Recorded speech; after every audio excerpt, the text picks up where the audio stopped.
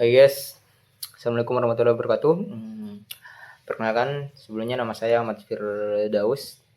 Kemudian ada Andi Muhammad Asyar juga yang menyusun materi ini atau PPT ini ya yang akan dijelaskan kepada kalian. Di mana judulnya ini adalah sistem bus pada komputer, di mana kita akan membahas tentang pengertiannya, struktur dan fungsi dalam arsitektur komputer gitu.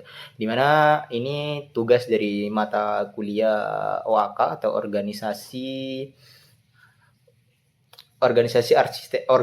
arsitektur komputer, di mana dosen pengampun kami bernama Bapak Dr. Faisal STMT ya. Kemudian untuk mempersingkat waktu kita langsung bahas saja pengertian dari sistem bus ini. Jalan atau kita sebut dengan jalan rayanya data komputer lah ya. Jadi data komputer ini ada jalan raya gitu guys. Nah, dalam arsitektur komputer yaitu bus ini adalah jalur komunikasi vital yang menghubungkan dua atau lebih perangkat. Kemudian fungsinya adalah mentransmisikan data secara efisien antar komponen inti seperti Central Processing Unit atau kita sebut dengan CPU, kemudian ada memori utama dan perangkat input atau outputnya.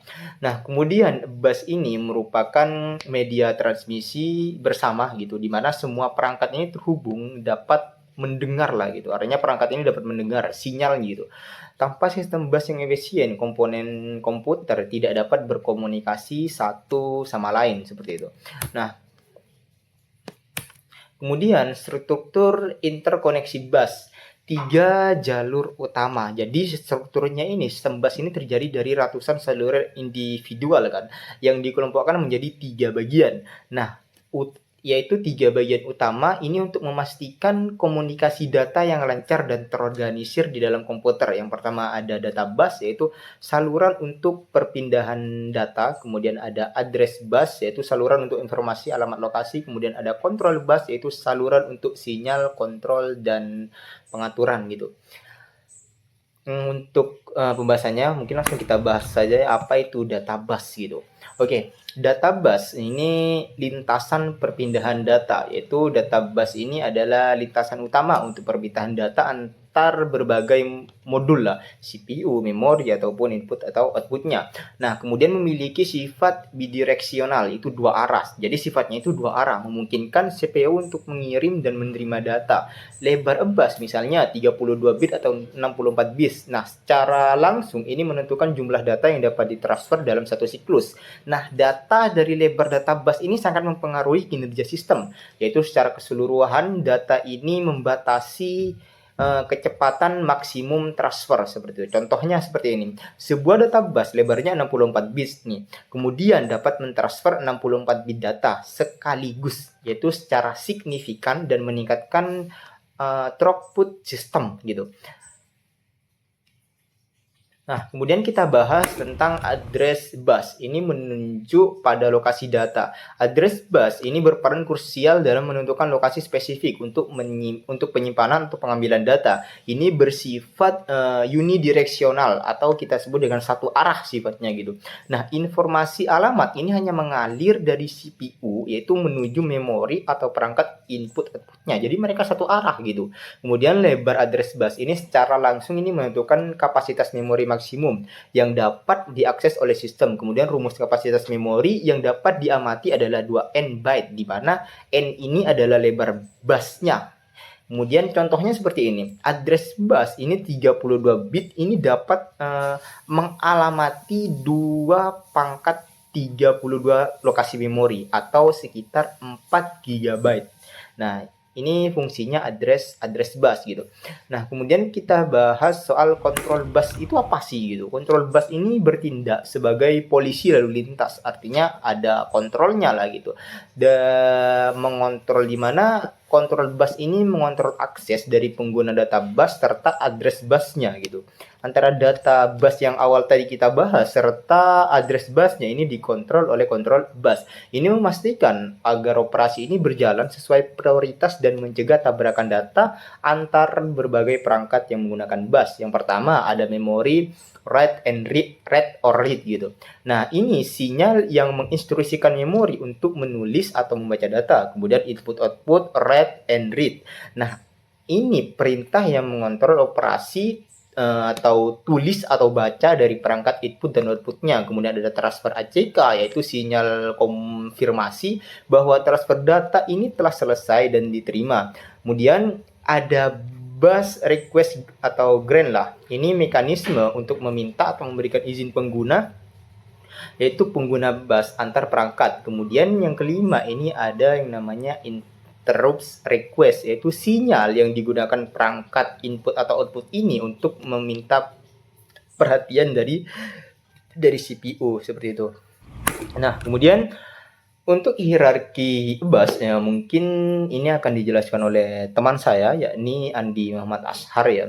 Hingga hierarki bus, elemen perancangan, perkembangan bus, serta masalah utama bus, mungkin ini akan dijelaskan oleh teman saya.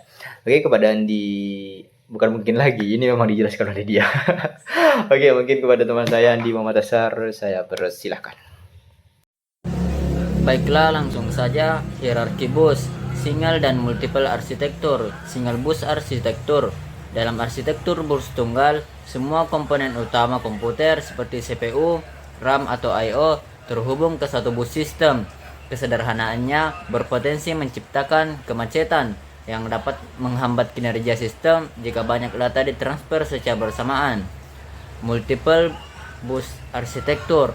Arsitektur multiple mengatasi keterbatasan bus tunggal dengan memisahkan bus berdasarkan kecepatan dan fungsi. Ini mencakup local bus atau komponen berkecepatan tinggi seperti CPU dan memori, dan expansion bus untuk perangkat I/O yang lebih lambat. Untuk menghubungkan bus-bus ini digunakan bridge sebagai perantara. Selanjutnya, elemen perancangan bus. Faktor pembina. Yang pertama, lebar bus. Jumlah jalur data yang dapat ditransfer bersamaan, misal 32 bit atau 64 bit. Semakin lebar, semakin cepat. Yang kedua, timing. Sinkronos dan asinkronos. Yang ketiga, metode arbitrase, menentukan perangkat yang berhak menggunakan bus. Arbiter pusat atau negosiasi antar perangkat. Yang keempat, jenis bus, di jalur khusus atau jalur berbagi fungsi bergantian. Yang selanjutnya, perkembangan bus. Evolusi teknologi komputer tercermin dalam perkembangan berbagai jenis bus yang dirancang untuk memenuhi kebutuhan kinerja dan konektivitas. Berikut beberapa contoh bus. Yang pertama, ISA, Industri Standar Arsitektur, bus lawas yang merupakan standar pada PC awal dengan kecepatan relatif lambat. Yang kedua, PCI, menjadi standar umum pada tahun 90-an dan awal 2000-an, menawarkan kecepatan yang jauh lebih baik untuk kartu ekspansi. Yang ketiga, USB, Universal Serial Bus, bus eksternal serbaguna yang merevolusi konektivitas periferal karena kemudahan penggunaan dan dukungan hot plugin.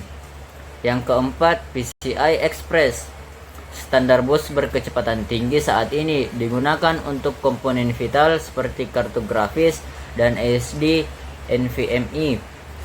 PCIe menggunakan koneksi point-to-point serial yang jauh lebih cepat. Yang selanjutnya, masalah utama bus, bottleneck dan solusinya.